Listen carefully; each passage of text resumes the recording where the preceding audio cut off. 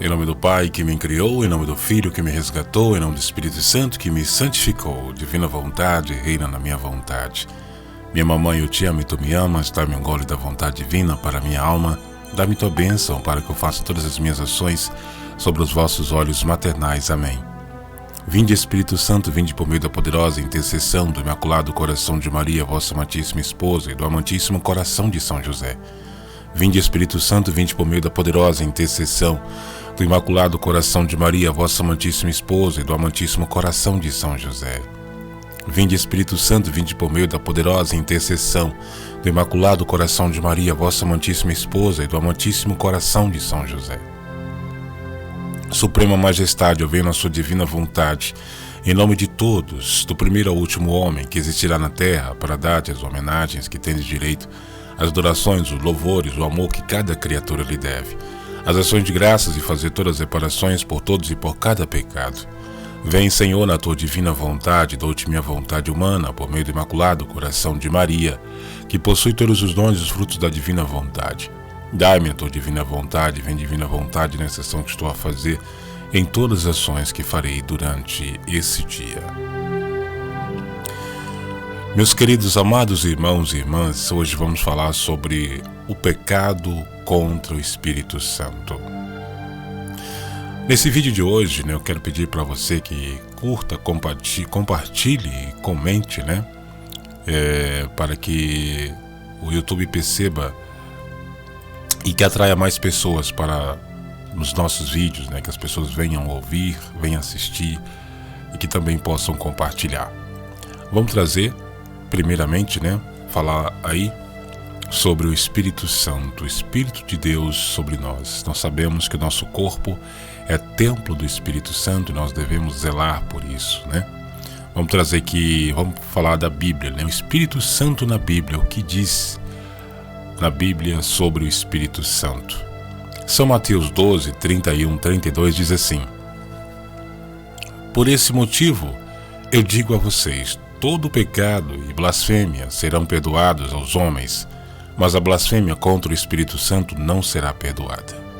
Todo aquele que disser uma palavra contra o Filho do Homem será perdoado, mas quem falar contra o Espírito Santo não será perdoado. Nem nesta era, nem na que há de vir. Também aqui na Bíblia, no capítulo,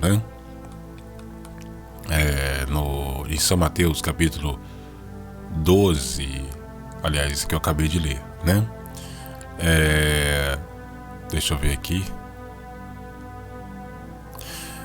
Em várias partes da Bíblia fala sobre isso, sobre o pecado contra o Espírito Santo, que é muito grave, e às vezes nós devemos tomar muito cuidado com o que nós falamos, e sabemos que a maneira mais fácil de cair num pecado é blasfemar contra Deus, é atacar a Virgem Maria, porque ela é esposa do Espírito Santo. Muitas pessoas eu vejo falando mal de Nossa Senhora, fala que ela é isso, que ela é aquilo, mas esquece que ela é esposa do Espírito Santo e pode estar pecando contra o Espírito Santo, atingindo a Virgem Maria. Então, o título, o que nós vamos falar hoje é Os pecados contra o Espírito Santo. Todo o que tiver falado contra o Filho do Homem será perdoado. Se, porém, falar contra o Espírito Santo, não alcançará perdão nem neste século, nem no século vindouro. São Mateus 12, 32.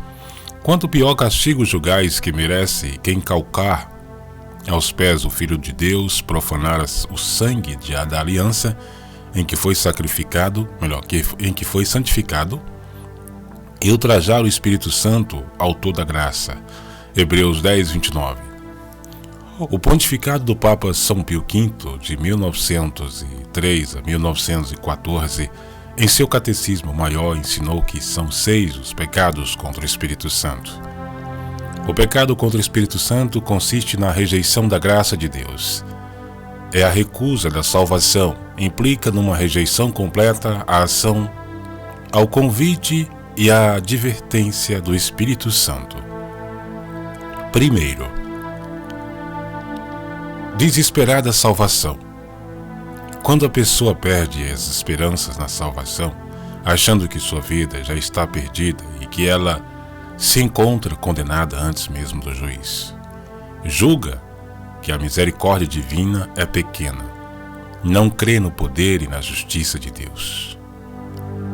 Segundo, presunção da salvação. Ou seja, a pessoa cultiva em sua alma uma ideia de perfeição que implica num sentimento de orgulho. Ela se considera salva pelo que já fez. Somente Deus sabe se aquilo que fizemos merece o prêmio da salvação ou não. A nossa salvação pode ser perdida até o último momento da nossa vida. E Deus é o nosso juiz eterno. Devemos crer na misericórdia divina, mas não podemos usurpar o atributo divino inalienável do juiz.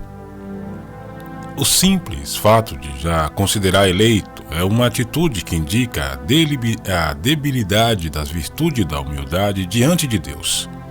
Devemos ter a convicção moral de que estamos certos em nossas ações, mas não podemos dizer que aos olhos de Deus já estamos definitivamente salvos. Quantas pessoas hoje batem no peito e dizem que já estão salvos? Dizem que já estão no céu. Nós sabemos que nós somos pecadores e você pode ter rezado o ano inteiro, pode ter rezado o rosário, o texto, ido na missa, mas nos momentos, se você der um vacilo, falar alguma palavra, cair em algum pequeno pecado, não vai adiantar em nada, você pode perder a salvação. Os calvinistas, por exemplo, afirmam a eleição definitiva do fiel por decreto eterno e imutável de Deus. A Igreja Católica ensina que normalmente os homens nada sabem sobre o seu destino, exceto se houver uma revelação privada, aceita pelo Sagrado Magistério. Por essa razão, os homens não podem se considerar salvos antes do juiz. Nós sabemos que tem um juiz diante de nós, um juiz de Deus, que todas as nações, os 4 cantos do mundo, serão julgados pelo que nós falamos. Cada palavra que nós dissermos serão julgados um dia pelas nossas ações. Pelo que falamos, coisas boas ou coisas ruins, vamos ter que prestar contas um dia diante de um juiz. Terceiro, negar a verdade conhecida como tal pelo magistério da Santa Igreja, ou seja, quando a pessoa não aceita as verdades da fé, dogmas da fé, mesmo após exaustiva explicação doutrinária. É o caso dos hereges. Considera o seu entendimento pessoal superior ao da Igreja e ao ensinamento do Espírito Santo que auxilia o Sagrado Magistério. Quarto, inveja da graça que Deus dá aos outros. Isso é um caso muito sério, né? Quantas pessoas que dizem, mas fulano reza tanto, eu também poderia ser assim, por que Deus não me faz assim também e tal, por que disso, por que daquilo? Começa a ter aquela inveja da pessoa, e isso é um pecado gravíssimo, né? A inveja é um sentimento que consiste em irritar-se porque um outro conseguiu algo de bom, mesmo que você possua aquilo ou possa ganhar um dia. É o ato de não querer o bem do semelhante. Se eu invejo a graça que Deus dá a alguém, estou dizendo que aquela pessoa não merece tal graça, me tornando assim o juiz do mundo. Estou me voltando contra a vontade divina imposta no governo do mundo. Estou me voltando contra a lei do amor ao próximo. Não devemos invejar o bem conquistado por alguém. Se este bem é fruto de trabalho honrado e perseverante, é vontade de Deus que a pessoa desfrute daquela graça.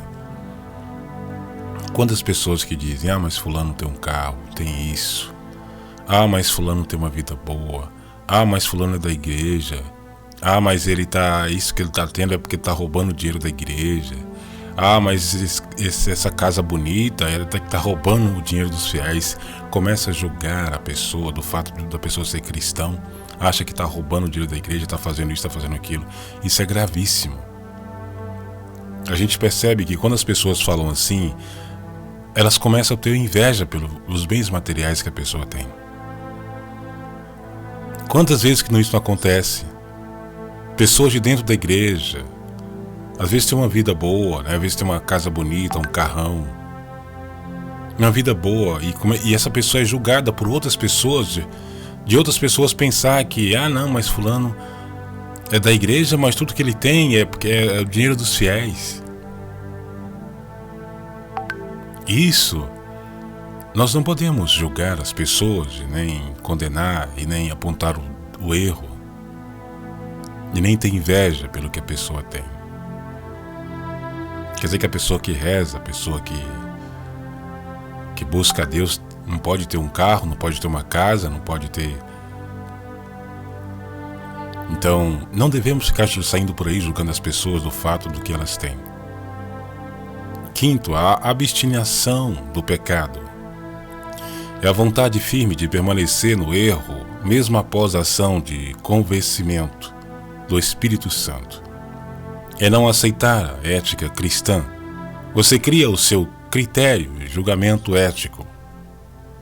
Ou simplesmente não adota a ética nenhuma. E assim se aparta da vontade de Deus e da rejeição da salvação. Sexto, a impenitência final. É o resultado de toda uma vida de rejeição a Deus. O indivíduo persiste no erro até o final, recusando arrepender-se, penitenciar-se, recusar a salvação até o fim. Consagra-se ao adversário de Cristo, nem mesmo na hora da morte tenta se aproximar do Pai, manifestando humildade e compaixão. Não se abre ao convite do Espírito Santo definitivamente. Catecismo Maior de São Pio V. É isso que acontece, né? A rejeição a Deus. Quantas pessoas que às vezes estão no pecado e às vezes não procura a Deus, fica ignorando, fica em paz com seus pecados e acha que Deus vai perdoar mesmo assim. Não procura fazer uma penitência, não procura fazer uma mortificação.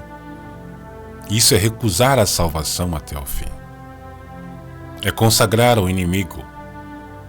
Mesmo na hora da morte, tenta aproximar de Deus, mas por falta de humildade, não pede misericórdia, não pede perdão dos seus pecados. Os pecados do Espírito Santo são esses.